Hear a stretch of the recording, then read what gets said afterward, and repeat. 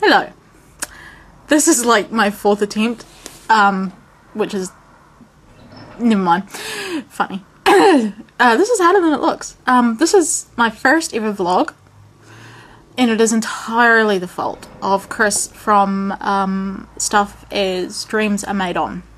So we were talking about vlogs on Twitter last night, and for some reason I let myself get talked into this. I'm still not quite sure how that happened, because I promised myself you would never ever see me on video, because I think I look weird and sound weird, and there's weird light coming from somewhere. I don't even know where that's coming from, and I daren't touch the camera because my husband's not here. I'm such a phobe. So I'm talking about the readathon, and hopefully if I get time, if I don't get lost in ums and likes and rambles, I'll be talking about what's on my nightstand as well. This is my third readathon. I was a cheerleader for the first one. Was it last October, wasn't it? Was it? Sometime last year, anyway. And I'd said something about not having time. And it was, of course, the brainchild of Joey,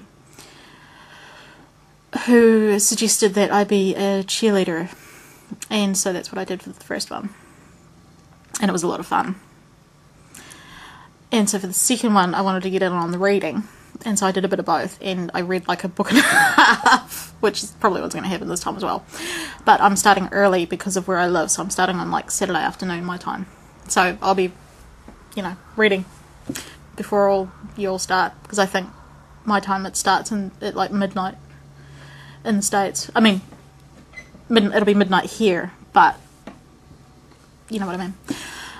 And my plan is to start it when Patrick's having a sleep, which is, he's having a nap right now, so that I can hopefully at least get one book finished before he starts, you know, creating chaos, because that's what 2-year-olds do.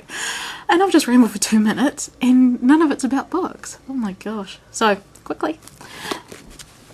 Queen of Sorcery, which is book 2 of the Bulgarian, which is a reread for me, although I haven't read them for many, many years, but Mr. Eddings died this year, which was actually very sad. And as you can see, it's a very old copy, and it's very, very poked. But that's definitely on my list. It's been sitting on my nightstand for a while, just not being read, and so that's for the readathon. Short stories by Mr. Roald Dahl, this is supposed to be my RIP short story collection, and I haven't even looked at it. I mean, I've read the short stories before, but, you know. And also this collection contains my favourite short story, which is not Lamb to the Slaughter, although that's in here, but a story called The Way Up to Heaven, which is, like, totally awesome. The next 3 books are by Kiwi authors, and as you all know, it is New Zealand Book Month, and I'm a bit half-assedly running a New Zealand Book Month challenge.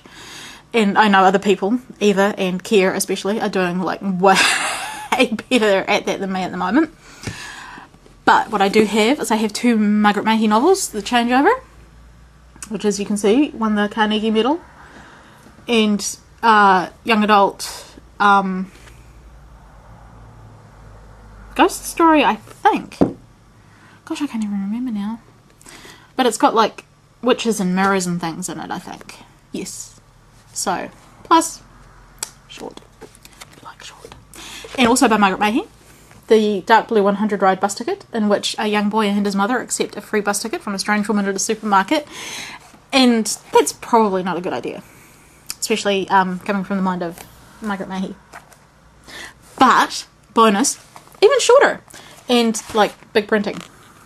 So I'm probably going to start with this one, so I can go, yeah, I finished a book, because I'm pretty sure I can get that read in the time that it takes Patrick to have a nap in the afternoon. Salt by Morris G. And I read Under the Mountain last year for the readathon, which is very good, and the movie's coming out in December. New Zealand author. And this would work for the Young Adult Dystopia Challenge as well, because it's dystopia. I'm not going to go into it, but you should look it up. Short. I know I'm racing through these because I'm like, bah! This is Regeneration by Pat Barker, which is for my friend Amy's the Newsweek's 50 Greatest Books of Our Times challenge, because she wants to know, are they? Well. And this is the first book of a trilogy, and it is set during World War One, and is about a soldier suffering from shell shock. I think I've read this before, but I'm not sure. I have read a couple of Pat Barker's books before, and they are very, very good. And, you know, these are the things that we should remember, obviously. So I'm looking forward to reading that one. I'm going to make a point of actually reading this one during the readathon if I get nothing else done. Yes.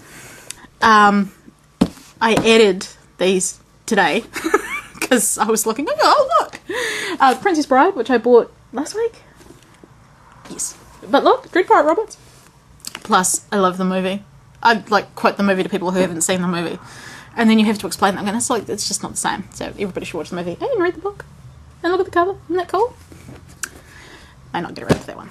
Definitely going to try and read this one though, because Gabriel Garcia Marquez is one of my favourite authors, and 100 Years of Solitude is one of my favourite books ever. And I haven't read this one. I've had this for ages. And look at the gorgeous... And yes, it is called Memories of My Melancholy Horse. And it's about a very, very old man who...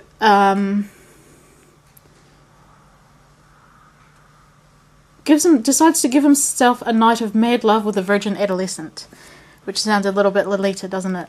But I'm sure in the hands of Mr. Marquez it will be lovely. I hope.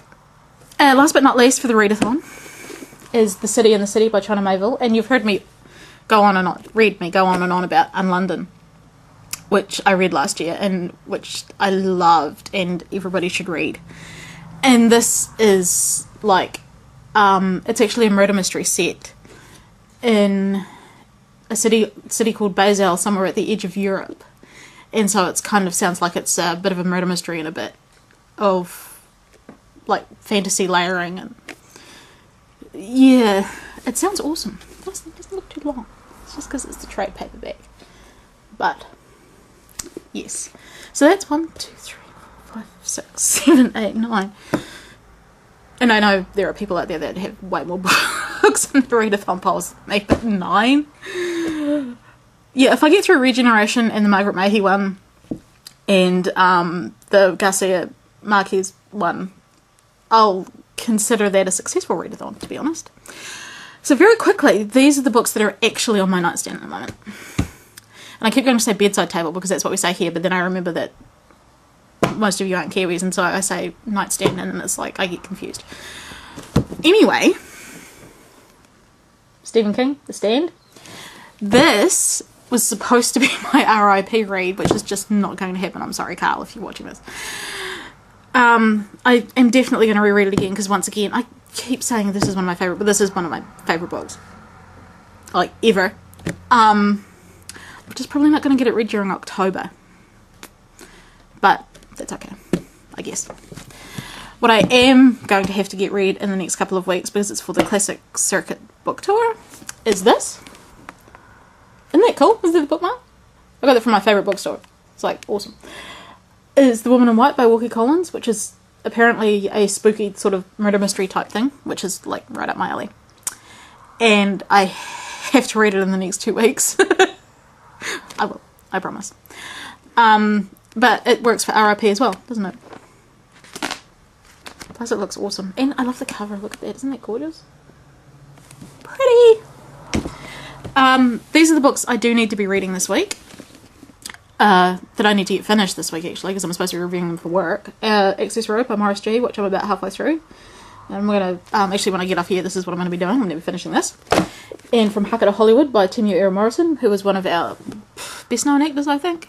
He was in like a couple of the latest Star Wars movies. He was the one they cloned, you know, Jango Fett, Boba Fett, whatever it was.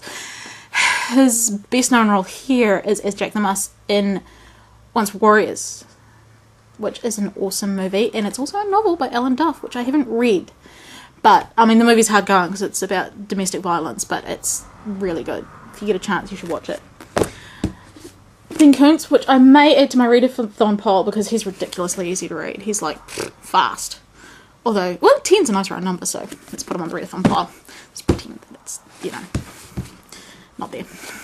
And last, but certainly not least, on my nightstand is Galileo's Dream by Kim Stanley Robinson, which is like Renaissance Italy and Galileo and telescopes and possibly alternative realities, which is like totally my thing, and I have no idea why I haven't read this yet, but it's been hanging around for a while and I've got 5 seconds, so this is it.